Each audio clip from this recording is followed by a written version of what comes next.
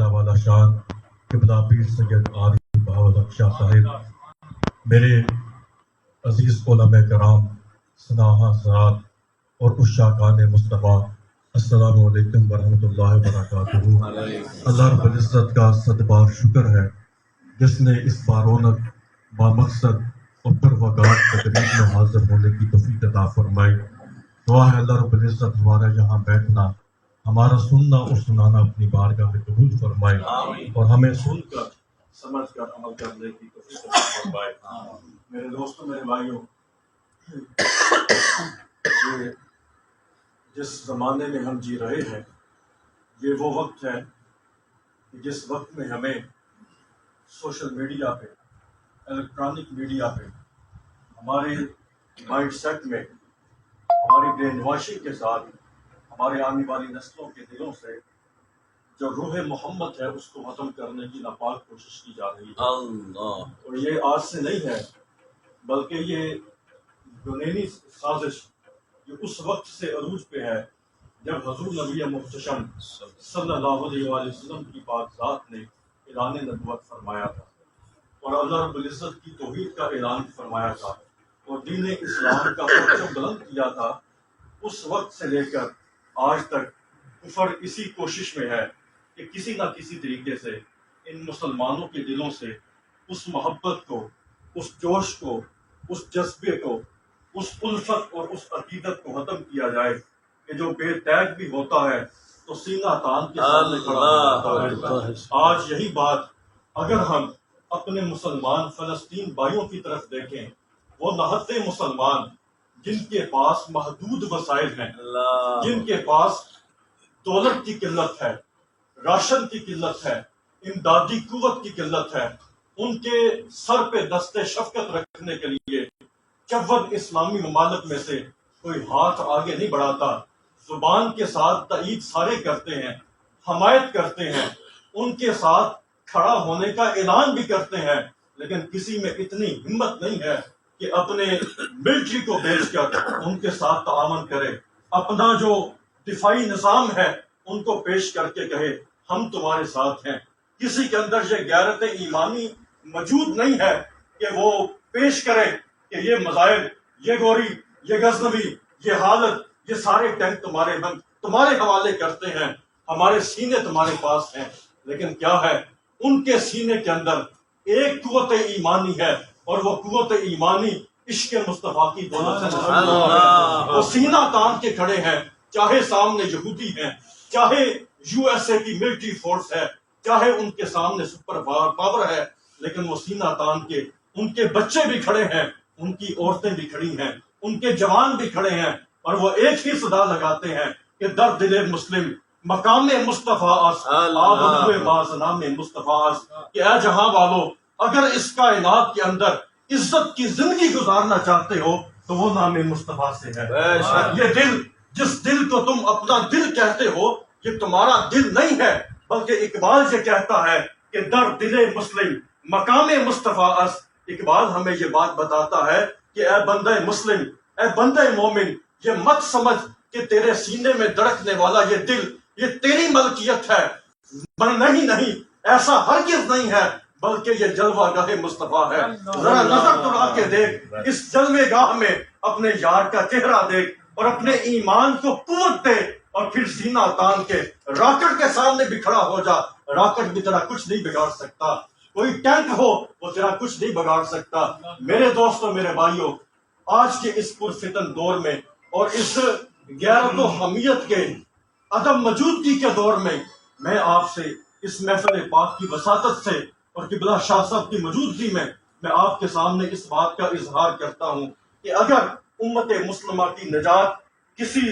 ذریعے میں، کسی واسطے میں، کسی کلیے میں، کسی قاعدے میں، کسی قانون میں موجود ہے، وہ فقط ایک ہی قانون، ایک ہی قاعدہ، ایک ہی زاویہ، ایک ہی رشتہ، ایک ہی سبب، ایک ہی ذات اور ایک ہی راستہ ہے، اور وہ راستہ ذات مصطفیٰ ہے۔ اسی لیے میں نے قرآن پاک میں سے آیت مقدسہ کا سہارا لیتے ہوئے اپنی گفتگو کا آغاز کیا۔ اللہ تعالیٰ نے قرآن پاک میں ارشاد فرمایا، لَقَدْ كَانَ لَكُمْ فِي رَسُولِ اللَّهِ أُسْوَةٌ حَسَنَةٌ۔ اے جہاں والو، تم اگر اس کا انسان بن کے دنیا میں آئے ہو، میں نے تمہیں اپنی تمام مخلوقات میں سے اشرف بنایا ہے، اعلیٰ بنایا ہے۔ کیوں بنایا ہے؟ بھائی تم بھی کھاتے ہو، جانور بھی کھاتا ہے، تم بھی پیتے ہو، جانور کا بھی یہی کام ہے، تم بھی خواہش نفس پوری کرتے ہو، جانور بھی کرتا ہے، لیکن ان کے اوپر نہ عبادت فرض ہے، نہ روزہ فرض ہے، نہ زکوٰۃ واجب ہے، نہ رزق حلال ان کے اوپر واجب ہے۔ ہاں تمہارے اوپر میں نے پابندیاں لگائی ہیں، تمہارے اوپر میں نے سختیاں کی ہیں، تمہیں قاعدہ قانون دیا ہے، جینے کے کرینے اور سلیقے عطا کیے ہیں۔ کیوں؟ اس لیے کہ اللہ رب العزت ارشاد فرماتا ہے کہ جو دولت میں نے تمہیں عطا کی ہے وہ دنیا میں نے کسی مخلوق کو عطا نہیں کی۔ وہ دولت کون سی ہے؟ وہ دولت ہے عقل کی، شعور کی، دانست کی، دانائی کی، سمجھداری کی اور حکمت کی۔ اللہ رب العزت ہمیں یہ بات سمجھاتے ہیں کہ اے دنیا والو، تم اس دنیا میں آ کر اس سوچ میں مبتلا ہو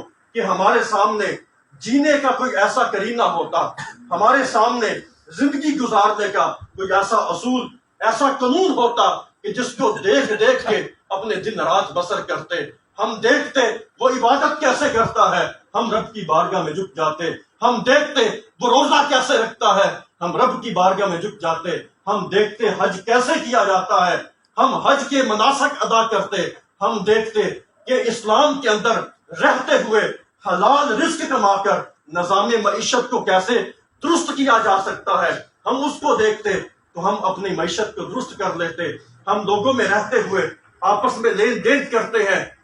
10 گھروں کا محلہ ہوتا ہے، اس کو معاشرہ کہتے ہیں۔ اگر ہم یہ دیکھیں کہ بھائی ہم نے معاشرے میں رہنا ہے، لوگوں کے ساتھ حسن سلوک کرنا ہے، ان کے ساتھ لین دین کرنا ہے، تو باری تعالیٰ کوئی قاعدہ، کوئی قانون ہوتا جس کو دیکھ کے ہم لوگوں کے ساتھ لین دین کرتے، معاشرے کا حسن برقرار رکھ سکتے، ہم تجارت کرتے، ہمارے سامنے کوئی رول ماڈل ہوتا جس کو دیکھ کے ہم اسلامی نظام کے مطابق تجارت کر سکتے۔ اگر ہمارے سامنے کوئی ایسا نمونہ، ایسا اسوہ، ایسی کامل شخصیت ہوتی کہ جس کو دیکھ کے اگر دشمن ہماری سرحدوں پہ آ جائے تو ہم اس کے مقابلہ کرنے کے لیے، اپنے دفاع کے لیے،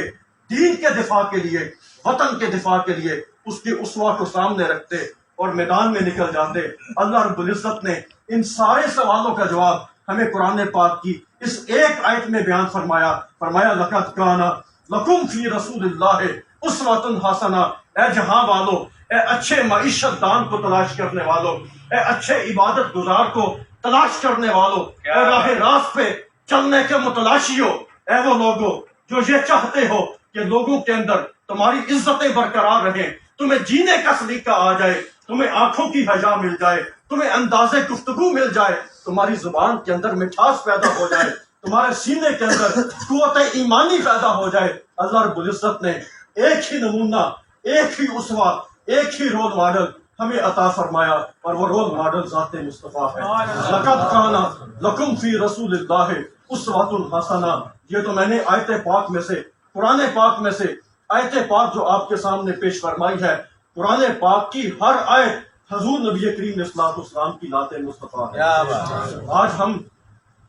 یہ جو محفل سجا کے بیٹھے ہیں، میاں بہتیار صاحب نے جو اپنی کاوش اور اظہار محبت کا یہ انداز اپنایا ہے، ہم اس لیے جمع ہوئے ہیں کہ حضور کی مدح سرائی کریں، حضور کی توصیف و ثنا بیان کریں اور اپنے دلوں کو قوت ایمان عطا کریں۔ میرے دوستوں، میرے بھائیوں، ہم تو اپنے بزرگوں کے دیے ہوئے لفظوں کا سہارا لے کر حضور کی مدح سرائی بیان کرتے ہیں۔ ہماری تو زبانوں میں اتنی قوت نہیں ہے، ہمارے الفاظ میں اتنی جسارت نہیں ہے، ہمارے پاس ادب سے دھلے ہوئے وہ الفاظ موجود نہیں ہے کہ ہم اپنے الفاظ کو خود پیدا کریں اور سرکار کی بارگاہ میں پیش کریں، بلکہ ہم تو جب بھی نعت رسول کہتے ہیں تو کبھی اعلیٰ حضرت کا سہارا لیتے ہیں۔ وہ ہمیں یہی کہتے ہیں، وہ کمال حسن حضور ہے کہ گمان نقص جہاں نہیں، یہی پھول ہار سے دور ہے، یہی شمع ہے کہ دعا نہیں۔ وہ سرور کہوں کہ مالک و مولا کہوں تجھے، باغ حلیل کا گلے زیبا کہوں تجھے، تیرے تو وصف عیب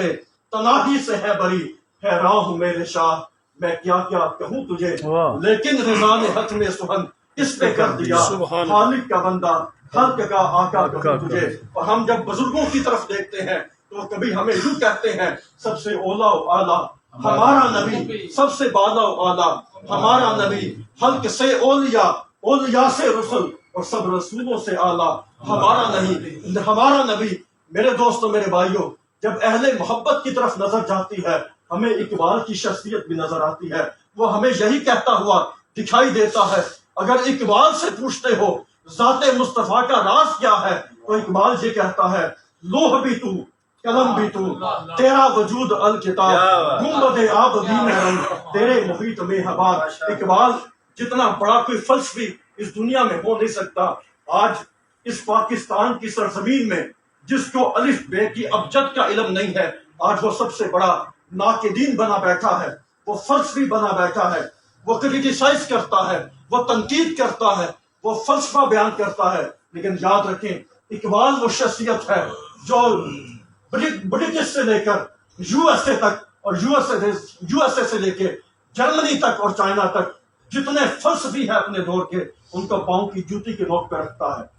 اقبال سے بڑا فلسفی کوئی نہیں ہے۔ اس لیے لیکن جب اقبال سرکار کی بارگاہ میں آتا ہے تو اقبال ہمیں یہی کہتا ہوا دکھائی دیتا ہے کہ اگر تم اقبال سے پوچھتے ہو کہ ذات مصطفیٰ کا راز کیا ہے تو اقبال کی زبان یہی کہتی ہے لوح بھی تو، قلم بھی تو، تیرا وجود الکتاب، گنبد آبگین رنگ، تیرے محیط میں حباب۔ میرے دوستوں میرے بھائیوں، یہ جو عشق مصطفیٰ ہے یہ وہ دولت ہے جس دولت سے انسان کے وارے نیارے ہوتے ہیں۔ اس جہاں میں بھی اس کو قوت ایمانی نصیب ہوتی ہے اور قبر کے اندر بھی اس کا جہاں آباد ہوتا ہے۔ میرے دوستوں میرے بھائیوں، اس محفل پاک سے، اس میلاد مصطفیٰ کی بابرکت اور بارونق محفل پاک سے یہ پیغام لے کے جائیں، اپنے سینوں کو محبت مصطفیٰ سے سرشار کریں، اپنے آنے والی نسلوں کو محبت مصطفیٰ کا درس دیں۔ آج جس معاشرے میں ہم زندگی گزار رہے ہیں ہمارے آنے والی نسل ہمارے ہاتھوں میں محفوظ نہیں ہے، یہ بات اپنے ذہن میں رکھیں۔ ہماری آنے والی نسلیں ہمارے ہاتھوں سے نکل چکی ہیں، ان کا ذہن سازی ہم نہیں کرتے بلکہ وہ یورپین کنٹری میں بیٹھے ہوئے وہ تھنک ٹینک، ان کے فلاسفر وہ ہمارے بچوں کی ذہن سازی کر رہے ہیں۔ اگر اس محفل پاک میں کوئی آئی ٹی سے تعلق رکھنے والا، کوئی طالب علم، کوئی ماہر بیٹھا ہے وہ میری بات کو فالو کرے۔ آپ سمجھتے ہیں کہ پراکسی وار کسے کہتے ہیں؟ آج تو ہم فلسطین میں دیکھ رہے ہیں نا کہ جنگ ٹینک کے ساتھ، راکٹ کے ساتھ وہ سرحدی جنگ ہو رہی ہے، لیکن اب آنے والے وقت میں سرحدی جنگ اور اس دور میں سرحدی جنگ نہیں ہوتی بلکہ پراکسی وار ہوتی ہے۔ پراکسی کسے کہتے ہیں؟ کہ آپ اس پاکستان میں بیٹھ کر جس مرضی ملک کا نیٹ ورک آپ ہیک کریں اور اس کو اپنے قبضہ استعمال میں لے جائیں، اس کو کہتے ہیں پراکسی وار۔ آپ وی پی این لگاتے ہیں، اپنے موبائل کی لوکیشن اور اس کے سرور کو کہیں اور ملک میں کنیکٹ کر دیتے ہیں۔ ایسا ممکن ہے کہ نہیں ہے؟ بھئی یہ ہوتا ہے، ہمارے کم عمر بچے یہ کام کرتے ہیں، وہ جانتے ہیں جو ویب سائٹس پاکستان میں اوپن نہیں ہوتی، بین ہیں، ان کو اوپن کرنے کے لیے ہمارے نوجوان کئی طرح کے حربے استعمال کرتے ہیں، قانون بناتے ہیں، سافٹ ویئر لے کے آتے ہیں، کیا کرتے ہیں اگر یہاں بیٹھ کے ان کے نیٹ ورک کو ہیک کر کے ان کا نیٹ ورک یوز بھی کرتے ہیں، ان کی لوکیشن بھی یوز کرتے ہیں۔ میرے دوستوں میرے بھائیوں، اس بات کو بہادری نہ سمجھیں بلکہ اس بات سے سبق سیکھیں کہ آج ہمارے آنے والی نسل کے اندر جو ہمارے ذہنوں کے اندر بچوں کی ذہن سازی کی جا رہی ہے وہ پراکسی وار ہے۔ وہ کینیڈا میں بیٹھا ہے، برٹش میں بیٹھا ہے، لندن میں بیٹھا ہے، لیکن کیا کر رہا ہے؟ ہمارے بچوں کی ذہن سازی کر رہا ہے، ہمارے بچوں کی تربیت کر رہا ہے، چاہے وہ موبائل کی صورت میں ہے، چاہے ہمارے سلیبس کی صورت میں ہے، چاہے ہمارے جو ہے وہ سوشل کانٹینٹ کی صورت میں ہے، وہ ہمارے بچوں کی ذہن سازی کرتا ہے۔ اس کو کہتے ہیں پراکسی وار، کہ بچوں کے دلوں کے اندر ایسی باتیں ڈال دو جو ان کو دین سے بیزار کر دے۔ آج آپ کیا سمجھتے ہیں کہ اس پاکستان کی سرزمین میں جنم لینے والے اس موجودہ دور میں نت نئے فلسفی اور نت نئے جو موٹیویشنل اسپیکر ہیں وہ کیا کرتے ہیں؟ وہ یہی کام کرتے ہیں، وہ این جی اوز کے ساتھ مل کے یہی کام کرتے ہیں اور آنے والی نسل کے دلوں سے جو غیرت ایمانی ہے، جو اللہ کے نیک بندوں کی الفت اور عقیدت ہے، اس کو متغیر کر کے، منتشر کر کے، پراگندہ کر کے ان کے دلوں کو بیزار کرتے ہیں۔ اور یاد رکھیں جس بندے کا دل دین سے بیزار ہو جاتا ہے اس بندے کی بربادی کے انجام شروع ہو جاتے ہیں۔ اللہ، یہ بات اپنے ذہن میں رکھیں، میں بڑی ذمہ داری سے یہ بات کر رہا ہوں۔ ہم اللہ کے فضل و کرم سے جن بزرگوں کے پاس بیٹھ کے ہم نے کچھ چند موتی سیکھے ہیں علم کے، انہوں نے ہمیں یہی سبق دیا ہے کہ جب بھی کسی کے پاس جاؤ تو وہاں جا کے ان کا وقت ضائع نہ کرو، اپنا بھی وقت ضائع نہ کرو، بلکہ ایسی گفتگو کرو جس کو سن کے تمہیں بھی فائدہ ملے اور سننے والے کو بھی فائدہ ملے۔ میرے دوستوں، میرے بھائیوں، آپ کیا سمجھتے ہیں اس پاکستان میں بیٹھا ہوا کوئی انجینئر کے نام سے، کوئی کسی قسم کے نام سے، کوئی موٹیویشنل اسپیکر کے نام سے جو ہمارے بچوں کی تربیت کرتا ہے اور ہمارے بزرگان دین کے نام لے کے ان کو، ہمارے آنے والی نسلوں کو ان کے ناموں سے بیزار کرتا ہے، یہ کیا ہے؟ یہ پراکسی بار ہے، یہ ذہن سازی کی جاتی ہے، دین سے بیزار کیا جاتا ہے۔ جب بندہ دین سے بیزار ہوتا ہے تو وہ اپنے علماء کو سننا پسند نہیں کرتا۔ میری بات اپنے ذہن میں رکھیں، وہ سننا پسند نہیں کرتا۔ ہم لوگ تب بیزار ہوتے ہیں جب ہم اپنی خواہشات کے تابع اپنی گفتگو کو سنتے ہیں۔ اس مولوی کو بلاؤ جو ہماری طبیعت کے مطابق تقریر کرے، اس کو نہ بلانا جو سچ بات کہے، اس کو نہ بلانا جو قرآن پڑھے، اس کو نہ بلانا جو ہمیں خشک کر کے چلا جائے، بلکہ وہ مولوی بلاؤ جو سروں کے ایسے تانے بانے باندھے کہ ہماری روح کے جو تار ہیں وہ سیدھے جا کے نصرت سے مل جائیں، وہ سیدھے جا کے کسی قبال سے مل جائیں۔ ایسا نہیں ہے، بلکہ بندے مومن کی یہ شان ہے اور فراست مومنانہ یہ ہے۔ اور اللہ رب العزت نے اپنے غلاموں کو جو تربیت اور تعلیم عطا فرمائی ہے، اس تربیت کا اور تعلیم کا اثر یہ ہے کہ جس کی گفتگو سن کے تمہیں قرآن کی آیات یاد آ جائے، تمہیں حدیث مصطفیٰ کی خوشبو نظر آ جائے۔ میرے دوستوں، میرے بھائیوں، یہی وہ مقصد ہے جس مقصد کے لیے حضور نبی محتشم صلی اللہ علیہ وآلہ وسلم کی ذات گرامی تشریف لائے، اور اللہ رب العزت نے بیان فرمایا یاتلو علیہم آیاتہ ویزکیہم ویعلمہم الکتاب والحکمہ۔ میرے محبوب کا دنیا میں آنے کا مقصد یہ ہے کہ میرا محبوب تمہیں قرآن کی آیات پڑھ کے سناتا ہے، تمہارے دلوں کا تزکیہ کرتا ہے اور تمہیں کتاب اور حکمت کی تعلیم دیتا ہے۔ اس لیے میرے دوستوں، میرے بھائیوں، اللہ رب العزت ہمیں صحیح معنوں میں قرآن پاک کو سمجھنے کی توفیق عطا فرمائے، عشق مصطفیٰ کی دولت کو سمجھنے کی، سمیٹنے کی توفیق عطا فرمائے، اور ہمارے آنے والی نسلوں کے ایمان کو محفوظ فرمائے اور ہمیں اس کی حفاظت کرنے کی توفیق عطا فرمائے۔ قوت عشق سے ہر پست کو بالا کر دے، دہر میں اسم محمد سے اجالا کر دے۔ رول ماڈل ایک ہے، اسوہ ایک ہے، قاعدہ ایک ہے، قانون ایک ہے۔ اگر یہ چاہتے ہو کہ زندگی ایسی گزاری جائے جیسا رب چاہتا ہے، اللہ رب العزت نے ایک ہی طریقہ دیا ہے، ایک ہی اصول دیا ہے، ایک ہی قاعدہ دیا ہے، ایک ہی قانون دیا ہے، اور وہ قانون ذات مصطفیٰ ہے۔ لَقَدْ كَانَ لَكُمْ فِي رَسُولِ اللَّهِ أُسْوَةٌ حَسَنَةٌ۔ میرے نبی کی زندگی تم سب کے لیے کامل نمونہ ہے۔ اللہ رب العزت ہمیں صحیح معنوں میں عظمت مصطفیٰ کو سمجھنے کی توفیق عطا فرمائے۔ وما علینا